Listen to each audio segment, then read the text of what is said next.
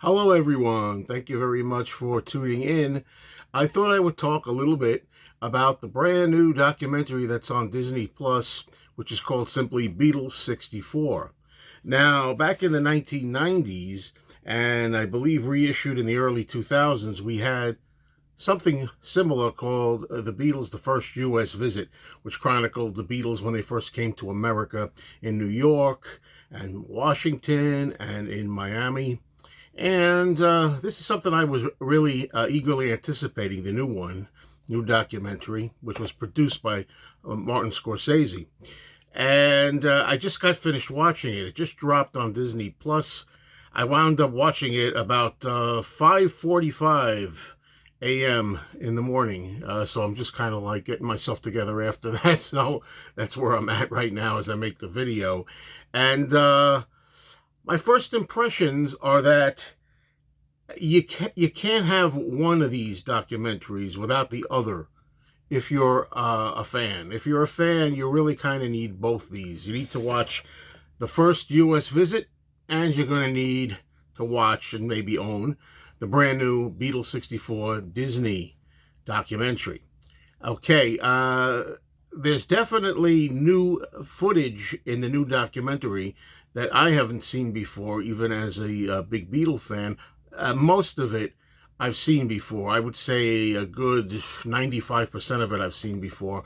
And I've seen them also as extras on this. On this particular disc, there are bonus features, bonus footage from the Maisels documentary. The Maisels brothers made this originally called The Beatles, What's Happening in the U.S. It was a film that they did in 64. They kind of got their cameras and recorded the Beatles' adventure in America.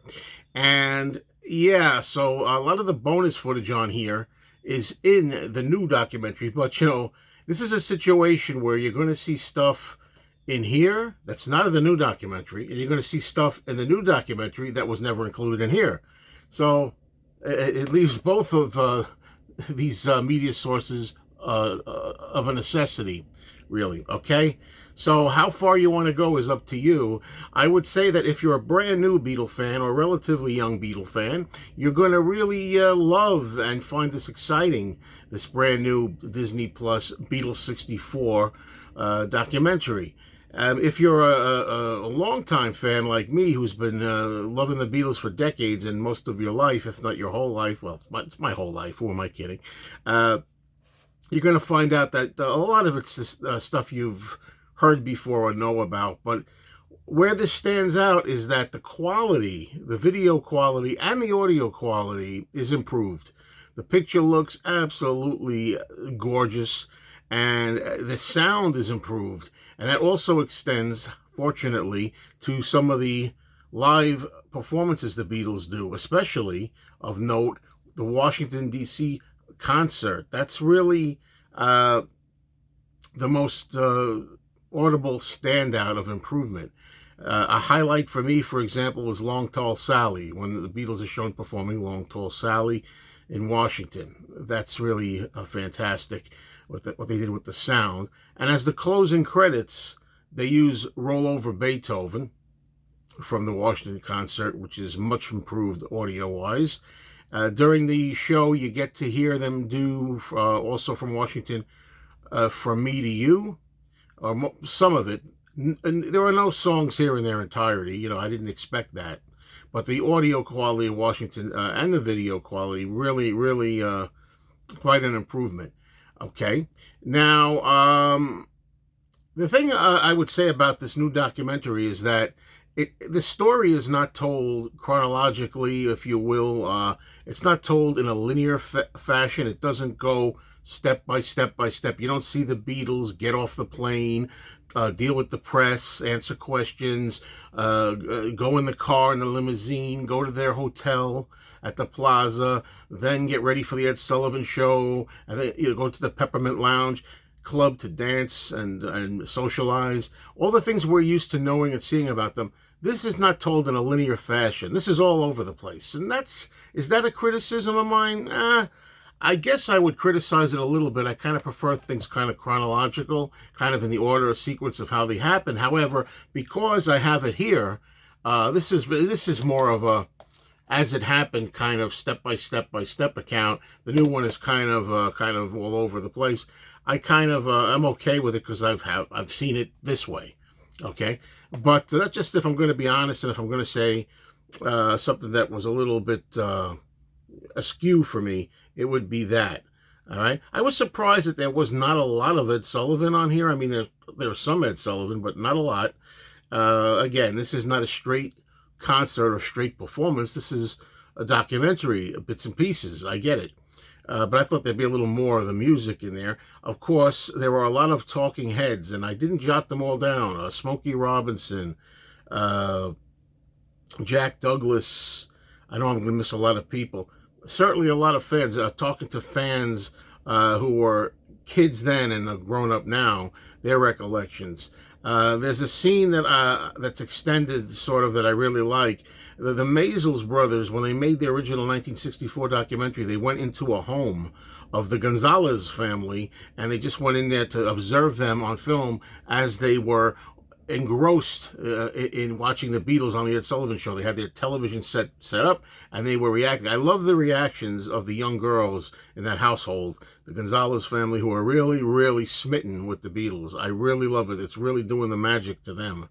And there's a little more of that I haven't seen. You're going to see some of that on the extras here. There's extras of that encounter here, but in the new documentary, you're going to get a little bit more. Okay, so that's what I'm saying. You know, if you're a completist, if you want to see it all, you got to watch both. You got to have both.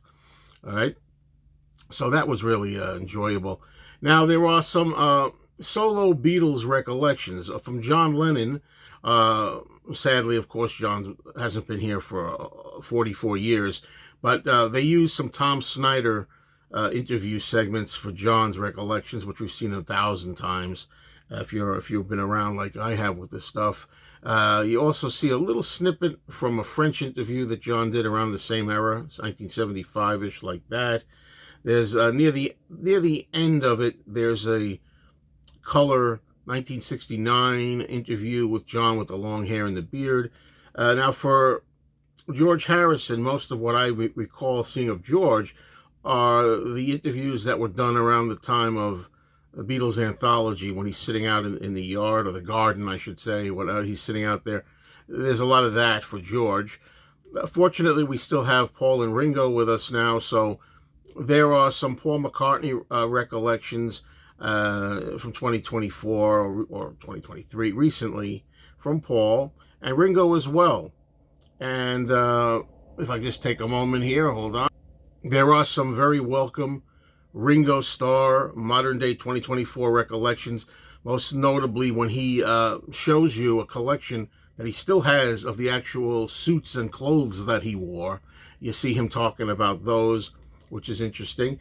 And also, I love a moment where something that I never knew before, I don't think, and Ringo seemed surprised too. Ringo was shown photos of when he was on the drum kit and he was raised up on a platform, how close the legs of his stool were to the edge of the platform, where they very easily, by a quarter inch, if even a quarter inch, were right at the edge, and the drum stool could have fallen right over the edge, and Ringo could have went with it. So you see that they actually nailed in, when you see these photos, the back of the chair, you could see like a little piece of wood nailed on where Ringo's stool would be secured. And Ringo apparently never saw this before and was amazed. He says, oh, look, oh, yeah, that is close. That is dodgy. That's close to the edge, you know. And this and that. So there's some nice recollections from Ringo today. There's also some footage used from a really marvelous 1988 TV interview with Ringo and George. You have to see this. I can't stress this enough. It's called Aspel and Company, A-S-P-E-L. Aspel and Company, 1988, George and Ringo together. It's one of the best pieces of, Beatles solo, moments and footage of an interview with both of them there together in the studio. But anyway, they use a lot of, or some of that, of Ringo recalling.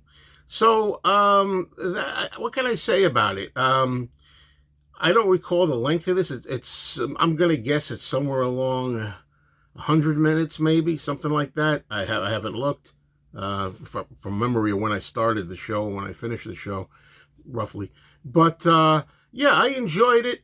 There's probably stuff I haven't had the recall here from one view to tell you, but I enjoyed it.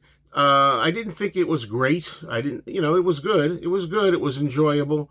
Maybe because a lot of this stuff is old hat to me, but again, I think if you're just kind of like new to the Beatles, or if you're a big fan but you haven't watched a lot of this stuff, I think you'll love it. I think you really will love it. So a lot of good things in here, but again, excuse me for the joke here, the reference to a broken record. If I sound like a broken record, though, the Beatles' first U.S. visit, also important. I was worried. I noticed for a long time during this new documentary, I didn't see anything about Brian Epstein. And I thought, are they going to forget poor Brian? He's the mastermind behind the Beatles. He's the one who found them, who made them, brought them together for the public. But it turned out that they did remember Brian, and Brian is featured in there, so that made me feel kind of happy. I was all set to mention in my review, where's Brian, But yeah, the Beatles '64, new documentary by Disney Plus, certainly a good documentary. Please check it out. You'll love it. I know you will. Cheers.